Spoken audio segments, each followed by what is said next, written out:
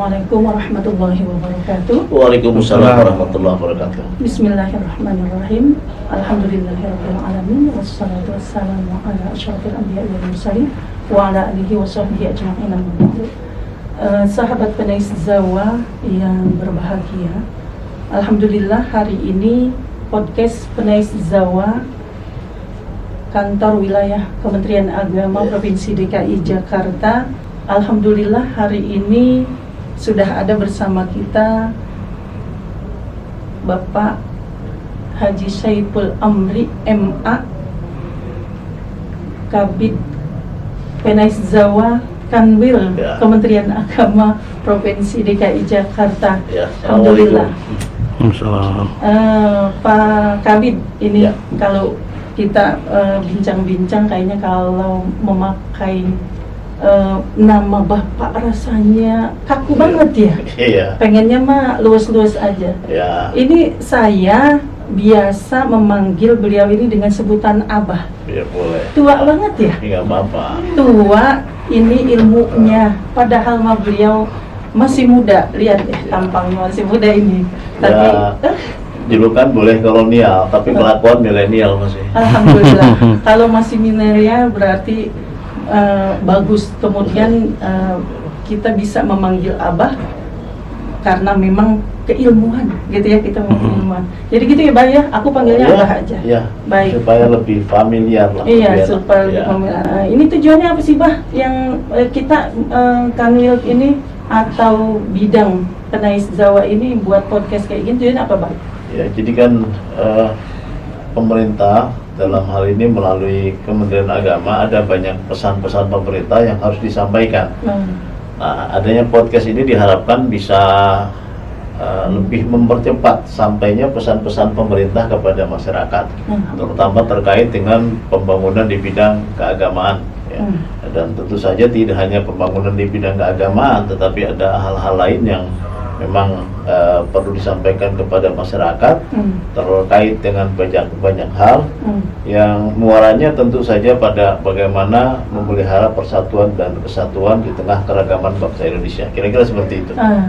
Di samping itu mungkin kita berkeinginan bahwa masyarakat bisa tercerahkan ya, terutama di bidang-bidang agama gitu ya.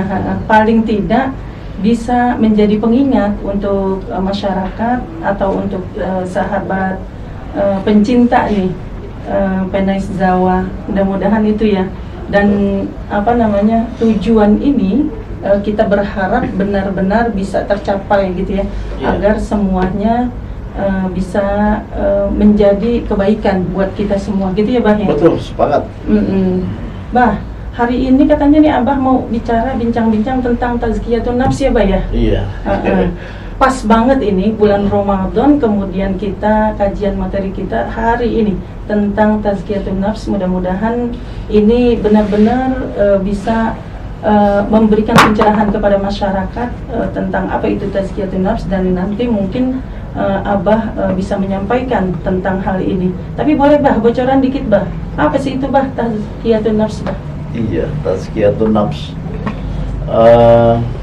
Kalau secara harfiah ya, secara etimologi, tazkiyah itu kan terambil dari kata-kata zakka yuzaki tazkiyatan.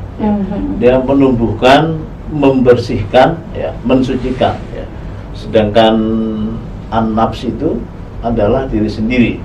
Jadi tazkiyatun nafs itu secara etimologi adalah membersihkan jiwa, membersihkan diri sendiri. Nah, secara bahasa ya seperti itu yang namanya tazkiyatun nafs. Berarti memang ini tazkiyatun nafs sesungguhnya adalah yang harus dimiliki oleh setiap orang, harus ada dalam diri seseorang gitu ya, Bah ya. Betul. Untuk tazkiyatun nafs ini. Betul. Nah, mungkin kalau kita melihat tentang tazkiyatun nafs ini, saya berharap nanti ada gitu ya keterangan dari Abah tentang prosesnya, bagaimana dia sehingga dia bisa menjadi ke arah bahkan berhasil untuk menjadi yang disebut tazkiyatun nafs. Mungkin nanti akhirnya bermuara pada qalbun salim gitu ya Bah ya. Karena itu nanti mungkin Abah dalam hal ini saya ingin atau kami ingin ada penjelasan dari Abah tentang bagaimana prosesnya, karena yang namanya tazkiyatun nafs itu tidak ujug-ujug ada gitu ya, pasti on proses, dia memerlukan proses yang luar biasa sehingga tercipta yang namanya tazkiyatun nafs yang nantinya akan bermuara pada qalbun salim gitu kali ya Pak ya? Iya. Jadi begini, tazkiyatun nafs itu caranya kalau kita baca huruf hijaiyah itu kan hurufnya itu urutannya jim ha kho. Tapi kalau proses tazkiyatun nafs ini dibalik, kho ha jim, itu gitu. Jadi yang pertama kho, takholli ya. Apa itu takholli? Takholli itu adalah membersihkan diri ya. Jadi membersihkan diri dari kotoran-kotoran hati ya. Jadi caranya apa? Caranya ya perbanyak istighfar, taubat. Itu takholli ya. Jadi hati manusia itu kan sesungguhnya bersih awalnya, cuma kemudian perilaku dia sehari-hari yang membuat hatinya itu menjadi kotor. Maka itu proses yang pertama ketika orang itu tazkiyatun nafs itu adalah takholli. Setelah takholli kemudian tahalli. Apa tahalli? Tahalli itu memperindah diri ya. Memperindah diri. Jadi mengisi hidup itu dengan hal-hal yang baik dan positif. Kalau bulan Ramadan itu dengan perbanyak membaca Al-Quran, dengan sedekah, dengan membaca Al-Quran, itu bentuk-bentuk tahalli pada bulan Ramadan. Dan biasanya kalau bulan Ramadan yang begini-begini akan tumbuh subur ya. Karena ada spirit yang sangat luar biasa ketika Ramadan datang ya. Malam minggu saja ketika malam pertama Ramadan itu hampir semua mushola masjid ramai itu ya. Itu ada spirit yang luar biasa ketika masuk pada bulan Ramadan. Maka jangan biarkan kemudian spirit itu kita tidak isi dengan hal-hal yang baik dan positif.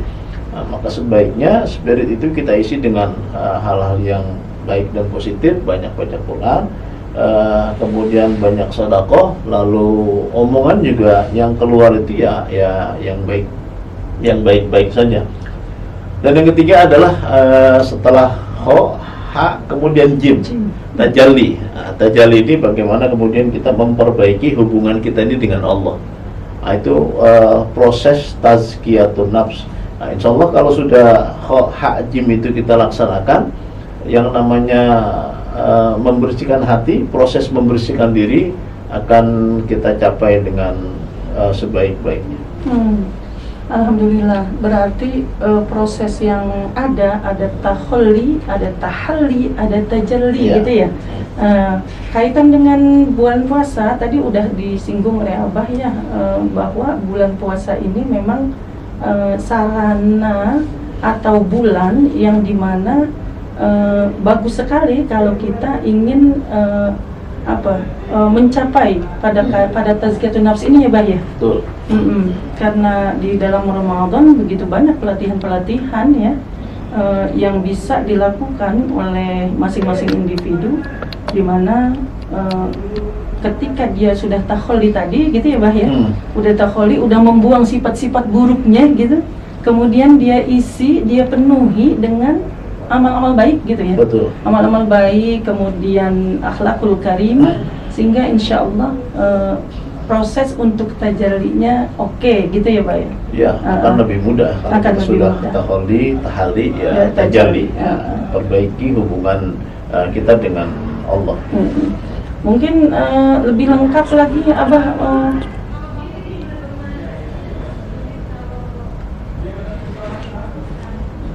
mungkin lebih lengkap lagi Abah nanti akan menjelaskan tentang tazkiyatun nafs ini Bah, silakan Bah. Ya, karena ini bulan Ramadan, jadi sahabat Penais Jawa, saya akan sedikit memberikan pencerahan tentang pentingnya kebersihan hati. Ya. Sahabat penulis Jawa yang saya cintai, saya banggakan, saya ingin memulai dari kebiasaan Rasulullah ketika Rasulullah itu ada di kota Madinah. Kita tahu bahwa Rasulullah itu dakwah di Mekah itu selama 13 tahun. Kemudian diperintahkan oleh Allah Subhanahu wa taala untuk pindah ke Yasrib, ya, ke hijrah, ya. Sesungguhnya Rasulullah itu kalau bukan karena perintah Allah, Rasulullah itu nggak akan pindah, ya. Karena Rasulullah itu kan sesungguhnya sangat cinta kepada tanah airnya, sangat cinta. Makanya ketika Rasulullah itu mau meninggalkan kota Mekah, dia meninggalkan kota Madinah, Rasulullah itu dia lihat ke belakang. Apa kata Rasulullah? Ya bakata, ma'at ya baka wa habbaka ilaika, walaula anna qaumi akhrajuni minka ma sakantu ghairuka. Itu kata Rasulullah seperti itu. Jadi ya bakata, wahai kota Mekah, ma'at ya baka wa habbaka ilaika, betapa senang dan cintanya aku kepadamu wahai kota Mekah. Walaula anna qaumi akhrajuni minka ma sakantu ghairuka. Seandainya kaumku itu tidak mengusir aku darimu wahai kota Mekah, aku tidak akan mencari tempat selain engkau wahai kota Mekah.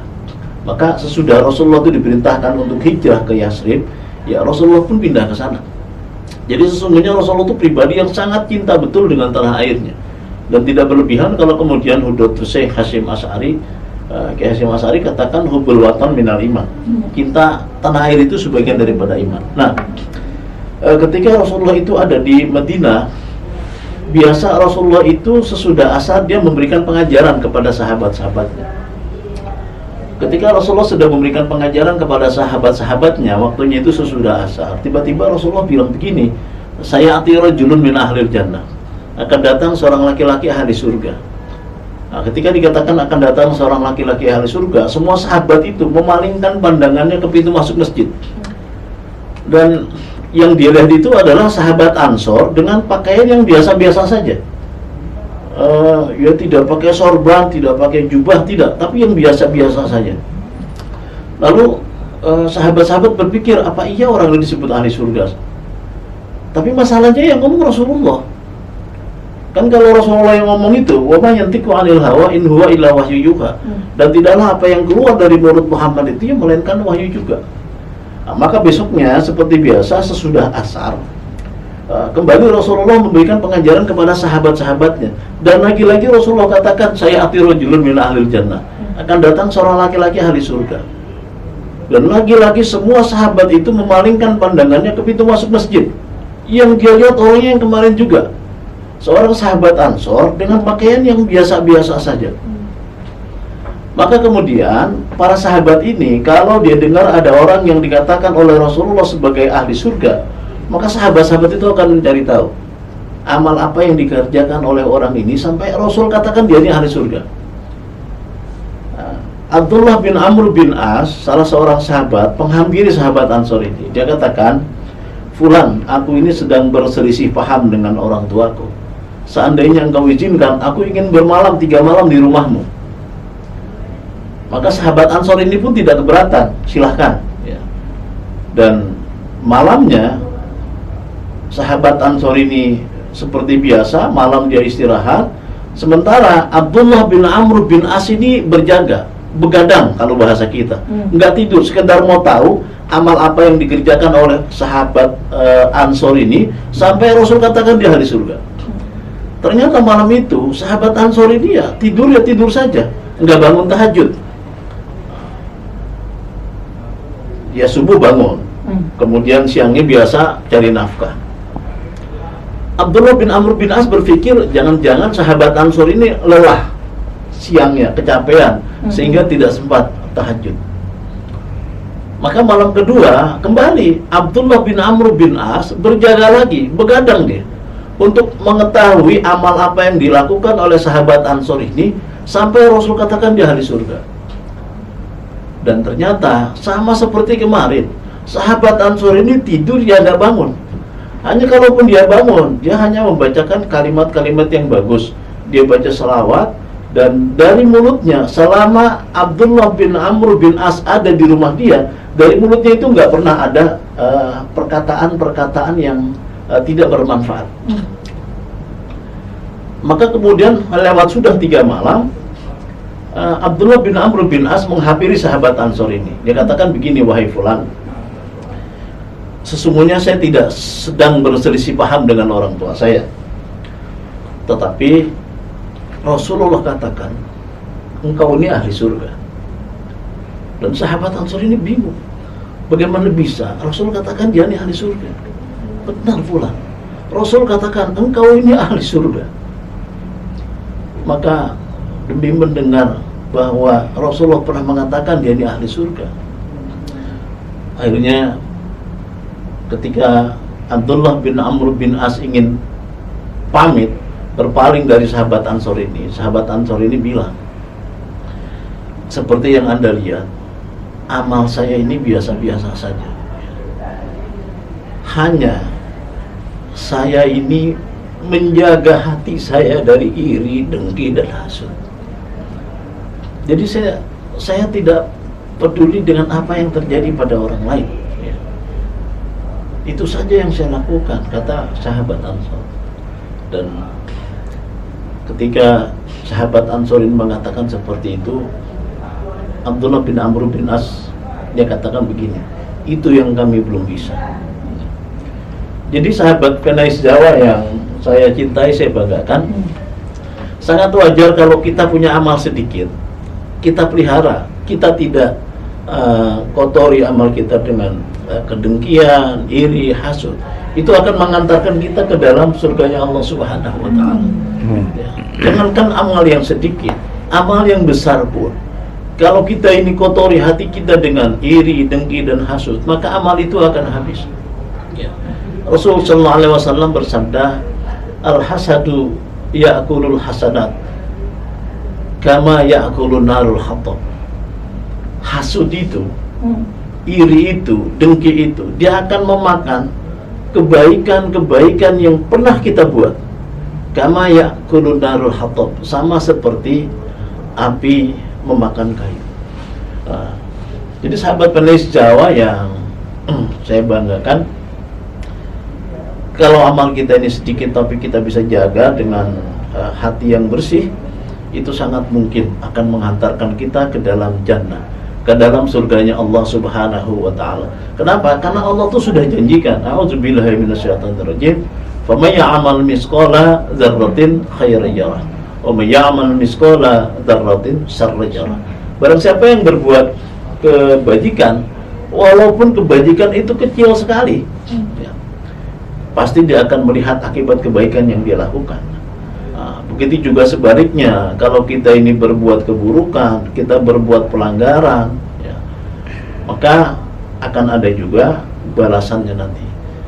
Jadi sahabat Penais Jawa yang saya banggakan, kita ada sekarang di bulan Ramadan, bulan waktunya kita menanam benih-benih kebaikan, yang insya Allah nanti pada waktunya kita akan petik benih-benih kebaikan yang kita tanam di setiap Ramadan yang kita lalui. Mari kita isi kemuliaan Ramadan ini dengan amalan-amalan yang istimewa, ya.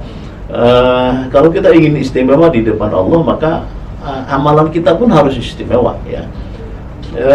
Orang belajar itu pintar, tapi kalau dia mau jadi juara, maka dia belajarnya harus ditambah, belajarnya harus spesial, seperti itu. Orang yang sholat, orang yang baca Quran segala macam, dia akan masuk ke dalam surganya Allah. Tapi kalau kita mau dapat yang istimewa, maka ya sholat kita harus kita buat lebih istimewa, baca Qurannya pun ya kita harus buat lebih istimewa.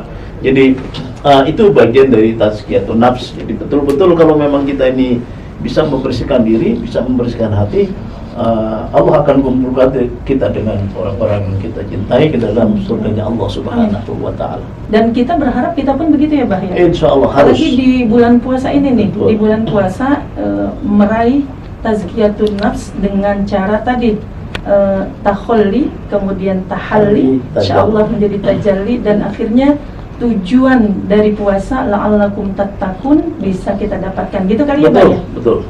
Mudah-mudahan yang sedikit ini bisa menjadi penyemangat untuk sahabat Penais Zawa di dalam bulan Ramadan ini meningkatkan segala amal ibadah untuk mencapai takwa yang insya Allah kita dapatkan semuanya dan akhirnya bermuara pada jannahnya Allah. Jadi masuk surga bersama orang-orang soleh. Amin ya rabbal alamin. Demikian sahabat Penais Zawa, bincang kita pada hari ini tentang tazkiyatun nafs. Mudah-mudahan insya Allah pada kesempatan yang akan datang ada lagi perbincangan-perbincangan, kemudian kajian-kajian keagamaan yang akan terus disuarakan oleh podcast Penais Zawa Kanwil Kementerian Agama Provinsi DKI Jakarta. Dan akhirnya podcast ini berakhir dan kita tutup dengan membaca hamdalah. Alhamdulillah. Assalamualaikum warahmatullahi wabarakatuh. Waalaikumsalam warahmatullahi wabarakatuh.